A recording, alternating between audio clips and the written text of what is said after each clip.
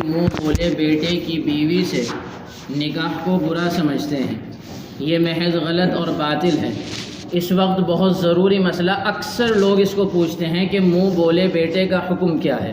عام طور سے لوگ پوچھتے ہیں کہ اس کو گود لینا کیسا ہے، اگر گود لے لیا تو کیا حقیقی باپ دادا کی طرف اس کی نسبت ضروری ہے یا جس نے گود لیا اس کی طرف نسبت کرنا جائز ہے، اگر سرکاری دستاویز ہوں اور ڈاکیومنٹس ہو تو اس میں کیا کیا جائے گا، کیسے اندراج ہوگا، کیا حقیقی باپ کا نام لکھوانا ضروری ہے یا کسی اور کا بھی لکھوایا جا سکتا ہے، یہ تمام تر مسائل سامنے آتے ہیں تو لوگ اس بارے میں استفسار کرتے رہتے ہیں، پوچھتے رہتے ہیں۔ شریعت اس بارے میں کیا کہتی ہے؟ شریعت یہ کہتی ہے کہ اگر خیر کی نیت کے ساتھ کسی بچے کو گود لیا جائے تو اس کی گنجائش ہے، آدمی لے سکتا ہے، لیکن قرآن کریم کی آیات اس بات کی صریح انکار کرتی ہے کہ آپ اپنی طرف اس کی نسبت نہیں کر سکتے، بلکہ جو اس کے حقیقی والد ہیں انہی کی طرف نسبت ہوگا، انہی کی طرف منسوب ہوگا۔ اب کاغذات میں اگر سن آف ہوگا تو سن آف میں حقیقی باپ کا ہی نام لکھا جائے گا، ہاں کیئر آف میں آ سکتا ہے۔ آج کل جو یہ آدھار کارڈ ہے اس میں کیئر آف آنے لگا سن آف کے بجائے، یا اور دوسرا مسئلہ کیونکہ اس میں بیوی بھی ہے، اس طرح کے مسائل وجہ حکومت نے نکلوا دیا، تو آپ اپنی طرف نسبت نہیں کر سکتے۔ قصہ کیا پیش آیا؟ اصل میں زمانہ جاہلیت میں اسلام کے آنے سے پہلے عرب جو تھے وہ بچے کو گود لیتے تھے اور بچے کو گود لینے کے بعد اس کو بالکل حقیقی بچے کا درجہ دیتے تھے، بالکل وہی معاملات اس کے ساتھ ہوتے تھے جو اپنے حقیقی بچے کے ساتھ ہوتے ہیں۔ جس طرح حقیقی بچہ میراث کا مالک ہوتا ہے، حقیقی بچے کا اپنی بہنوں کے ساتھ میل جول عام ہوتا ہے، اس میں تکلف نہیں ہوتا، ماں کے ساتھ احتیاط اس درجے نہیں ہوتی جتنی اجنبی سے ہوتی ہے، وغیرہ وغیرہ، وہی سب معاملات ان کے منہ بولے لے پالک جس کو عربی میں متبنہ کہتے ہیں، متبنہ کے ساتھ یہی سب معاملات ہوتے تھے۔ اب یہ اتنی شدت کے ساتھ ان کو بات یعنی پکڑ چکی تھی کہ حقیقی بیٹے میں اور اس میں کوئی فرق ان کے یہاں نہیں تھا، اگر کوئی کرتا تھا تو سماج میں بہت برا سمجھا جاتا تھا۔ تو اسلام نے کیا کیا؟ اب ہوا یہ کہ اللہ کے رسول صلی اللہ علیہ وسلم کے جو حقیقی بیٹے ہوئے تھے وہ تو آپ کے سامنے ہی اللہ کو پیارے ہو گئے تھے، لیکن آپ صلی اللہ علیہ وسلم کا یہ جب نکاح ہوا تو نکاح ہونے کے بعد آپ جب حضرت خدیجہ سے نکاح ہوا اور خدیجہ رضی اللہ عنہا کے نکاح میں آئی تو اس وقت حضرت زید بن حارثہ حضرت خدیجہ کے پاس سے انہوں نے حضور کی خدمت میں ان کو نظر کر دیا تھا اور کہا تھا کہ آپ ہی کی خدمت یہ کریں گے۔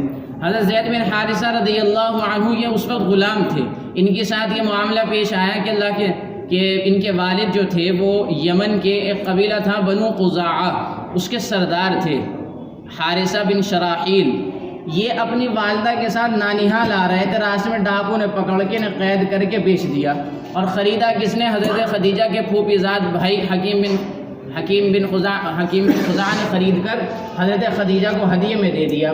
تو جب حضور کی خدمت میں آئے اس وقت ان کی 15 سال تھی، اور جب یہ پکڑے گئے تھے جب 8 سال ان کی عمر تھی۔ آپ صلی اللہ علیہ وسلم نے جب ان کے عادات اخلاق اطوار دیکھا کہ بہت ہی ہنرمند ہوشمند بچہ ہے، تو آپ نے حضرت خدیجہ سے کہا تھا مجھے دے دو، آپ کو دے دیا۔ اب بہت سالوں کے بعد جب ان کے گھر والوں کو پتہ لگا کہ ہمارے بیٹے زید بن حارثہ تو مکہ میں ہیں، تو وہ لینے کے لیے آ گئے، ان کے والد اور دادا ہے حارثہ بن شراحیل، والد اور چچا ان کی لینے کے لیے آ گئے، تو انہوں نے حضور سے کہا کہ آپ جو فدیہ لینا چاہیں ہم دینے کے تیار ہیں، لیکن ہمارا بیٹا ہمیں سونپ دیجیے۔ آپ نے فرمایا کہ میں صاحب معاملہ کو بلا لیتا ہوں، وہ آپ کے ساتھ جانا چاہیں گے بخوشی چلے جائیں گے، مجھے کوئی فدیہ نہیں چاہیے۔ چنانچہ حضرت زید بن حارثہ کو بلایا، آپ صلی اللہ علیہ وسلم نے کہا ان کو پہچانتے ہو؟ کہا کہ ہاں یہ میرے والد ہیں اور یہ میرے چچا ہیں۔ اس کے بعد آپ صلی اللہ علیہ وسلم نے کہا بھائی ان کی بات سنو، یہ کیا کہہ رہے ہیں؟ فرمایا کہ ہمارے ساتھ چلو۔ انہوں نے کہا خدا کی قسم میں نے جو خوبیاں اس وقت تک حضور پر نبوت نازل نہیں ہوئی تھی، آپ نبی نہیں بنے تھے، جو خوبیاں میں نے محمد بن عبداللہ کے اندر پائی ہیں اس کے ہوتے ہوئے دنیا میں کسی آدمی کو ترجیح نہیں دے سکتا، میں انہی کے پاس رہوں گا۔ ان کے ساتھ والد نے کہا بیٹا کیا تم آزادگی پر غلامی کو ترجیح دو گے؟ کہا کہ ہاں، ان کے پاس رہنے میں جو مزہ ہے وہ کہیں نہیں مجھے مل سکتا۔ آپ صلی اللہ علیہ وسلم نے حضرت زید بن حارثہ کو لیا، ان کے والد اور چچا کو ساتھ لے کر آپ حرم میں آئے اور قریش کو جمع کر کے کہا کہ بھائی لوگوں سن لو، آج سے زید آزاد ہیں اور یہ میرے منہ بولے بیٹے ہیں، یہ میرے وارث ہوں گے، میں ان کا وارث ہوں گا۔ چنانچہ لوگوں نے جب یہ سنا تو پھر اب زید بن حارثہ کو لوگ کہنے لگے زید بن محمد، حضور صلی اللہ علیہ وسلم کی طرف نسبت ہونے لگی۔ آگے چل کے ان کی شادی اسلام کے بعد مسلمان ہوئے، ایمان جب مل گیا تو حضور کی پھوپھی زاد بہن حضرت زینب سے نکاح ہو گیا۔ جب حضرت زینب سے نکاح ہوا، ان کی انبن رہی، آپس میں نباہ ہو نہ سکا، سال بھر پہلے سے ہی طلاق کی نوبت آ گئی۔ ادھر اللہ کی طرف سے حکم ہو گیا محمد صلی اللہ علیہ وسلم کو کہ جیسے ہی وہ طلاق دیں، عدت گزرنے کے بعد آپ نکاح کر لیجئے۔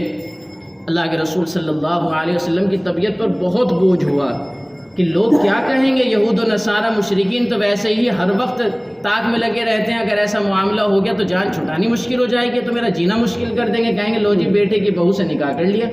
چنانچہ لیکن اللہ کا حکم تھا، طلاق ہو گئی۔ طلاق ہو گئے، قرآن نے تو کہا زوجناکا، کہ ہم نے آپ پہ نکاح کر دیا، آسمان پہ نکاح ہو گیا تھا حضرت زینب سے، حکم ہوا کہ آپ چلے جائیے، بس میاں بیوی ہو گئے۔ چنانچہ ایسا ہی ہوا۔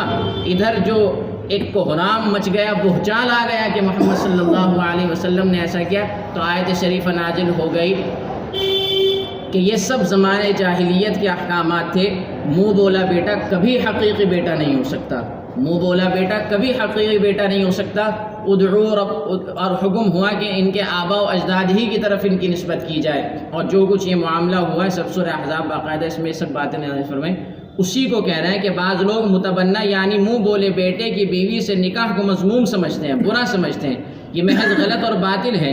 یہ خاص اس جاہلیت کا مسلک ہے جنہوں نے حضور صلی اللہ علیہ وسلم کو اس بارے میں طعن کیا تھا، اور حق تعالیٰ نے اس رسم جاہلیت کے باطل کرنے کے لیے حضور صلی اللہ علیہ وسلم کو متبنہ کی بیوی سے نکاح کا حکم فرما دیا تھا۔ اب حکم کیا ہے میں نے بتا دیا، آپ کو لینا چاہیں تو لے سکتے ہیں، لیکن اس کے حقیقی والی کی طرف نسبت کریں گے، اگر دوسرے کی طرف نسبت کی تو حرام ہے، ناجائز ہے۔ صحیح بخاری، صحیح مسلم اور ابو داؤد کی روایت میں ہے، من ادعا الی غیر ابی وهو یعلم انه غیر ابیہ فالجنۃ علیہ حرام، کہ جس کو پتہ ہے کہ میرا باپ کوئی اور ہے اور نسبت کسی اور کی طرف کر رہا ہے تو ایسے شخص پر جنت حرام ہے۔ یہ اتنا نازک مسئلہ ہے، لوگوں نے اس کو بہت آسان اور سہل سمجھ رکھا ہے، گود لیتے ہیں اور اپنی طرف نسبت کرا لیتے ہیں۔ بہت ضروری مسئلہ ہے، اللہ کا شکر ادا کرنا چاہیے کہ ہمارے علم میں اتنا اضافہ ہوا۔ سبحان اللہ وبحمدہ، سبحانک اللہم وبحمدک، نشہد ان لا الہ الا انت، نستغفرک ونتوب الیک۔ سبحان ربک رب العزۃ عما یصفون، وسلام علی المرسلین، والحمد للہ رب العالمین۔